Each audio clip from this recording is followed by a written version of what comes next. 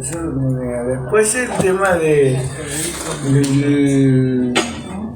Satanás, digamos, de cuando fue llevado por el espíritu del desierto, es como que yo entiendo que está narrando como que hay una conversación, que fue llevado, lo que yo entiendo es que fue llevado a un lado Jesús y para mí puede ser un lugar físico, donde es probado.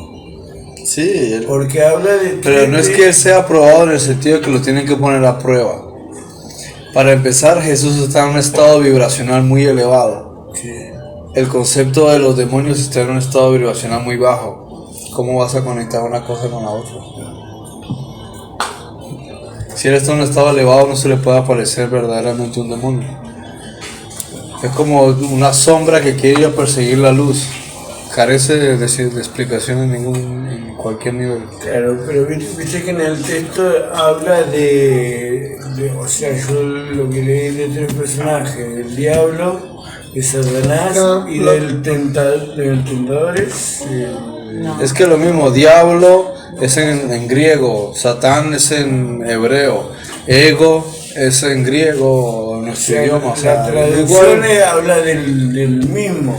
Es la misma cosa, no importa cómo quieras. El texto habla de tres seres distintos, digamos. Satanás, el diablo y después el que lo tentó.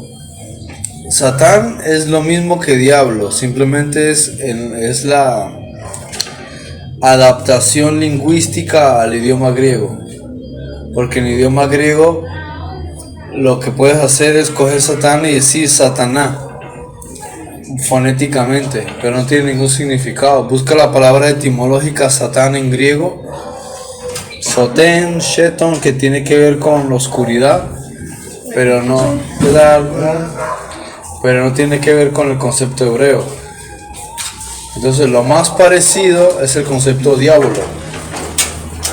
Entonces cuando es una cuestión cultural de algo de una cultura y otra cultura, y lo utilizas porque es lo más parecido. En el mismo texto está hablando del mismo. Sí, sea que en alguna parte te diga Satán o otra te diga diablo, es lo mismo, solo que culturalmente parece que son distintos porque ves la palabra si no se parecen.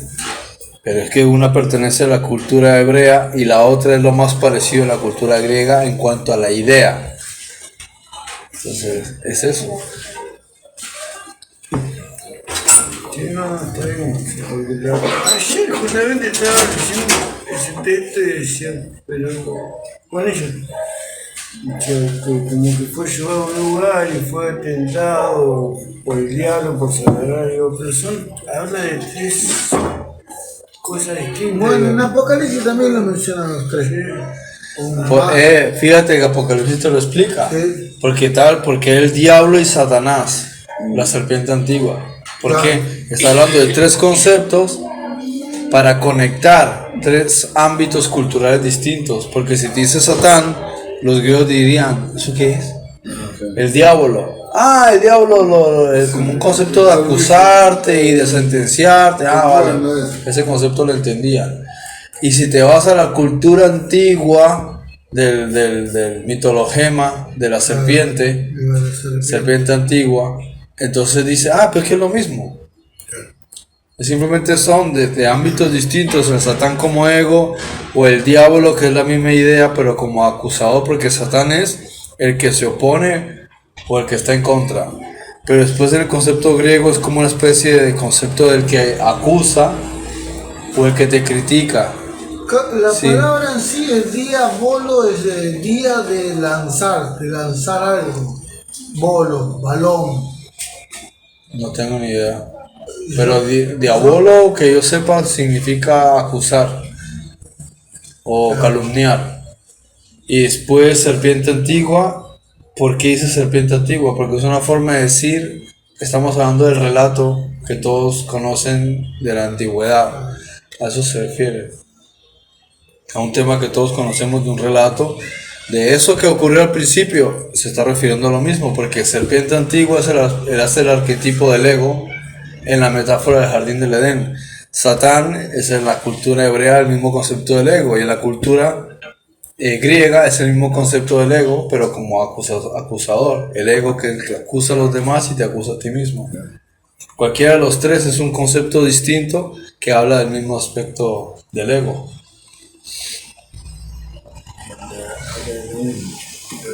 Claro. Bueno, más que nada era por eso, leyendo ese texto, me puse a pensar que son tres seres distintos, tres cosas distintas, después de la forma en que mantiene como un diálogo en la lectura, o sea, en el texto. Claro, porque ya en el caso, por ejemplo, que estamos hablando de Apocalipsis, el dragón que aparece está personificando ese concepto del ego. Sí, porque el ego es un concepto, pero hay elementos en la creación que lo personifican, que se hacen portavoces de ese concepto. Podemos decir que son personas polarizadas totalmente. Se puede decir que son diablos, que son satanes. Pero todo esto tenemos que cambiar uno mismo, el mal, el bien es uno mismo que tiene que cambiar. Vamos al caso. Claro. Nosotros tenemos que limpiarnos, una forma de decir.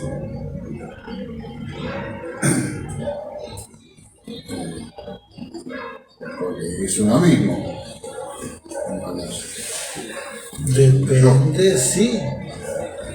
Es decir, muy interesante desde el punto de vista cultural, las guerras que pueden haber con seres de otros mundos y los malos que hay ahí o los malos en otros países, todo eso es muy interesante culturalmente, pero a mí, ¿en qué me cambia como persona? Entonces, lo lógico es eliminar mi propio satán, mi propio ego, deshacerlo. Eso sí es práctico en mi vida. Lo demás no lo puedo tocar ni ver, no me influye, no me implica nada. No me significa nada. Que sí es cierto que muchos de ellos utilizan cierta tecnología o rituales para molestarlo a uno. Volvemos a lo mismo. Si yo elevo mi estado de energía, es poco lo que pueden hacer. Claro.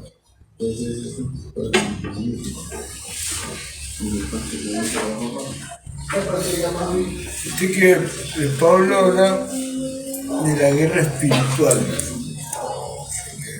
La guerra espiritual, porque él dice que no luchamos contra armas y escudos, sino contra potestades, ¿no? Esa guerra espiritual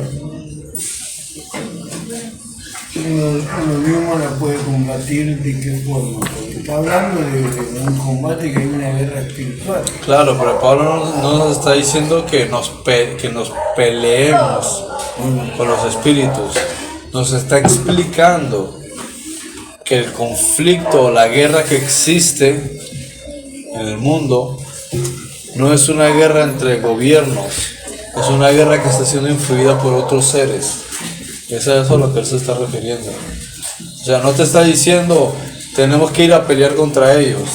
Te está diciendo no estemos peleando entre nosotros, porque cualquier conflicto que entiendes en estos niveles es solamente el resultado de otras guerras. Y la guerra y las situaciones que nos ocurren como planeta, como sociedad, están siendo influidas por otros seres de otras partes. Eso es lo que está tratando de explicar él. Que el problema viene de otro lugar, el problema no está entre nosotros, lo están influyendo otros seres. Eso es lo que él quiere decir. No te está diciendo que tú te pelees con ellos.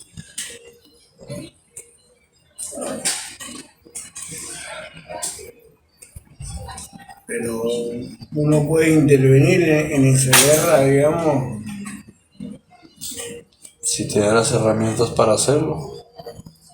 Pero dudo que tengamos la tecnología para meternos en eso. O sea, hay gente para eso. Mira, cuando vas a boxeo, tienen peso pesado, peso medio, hay pesos de peso. Tú no vas a coger peso ligero a meterte con peso grande porque te va de un puñetazo que saca el ring.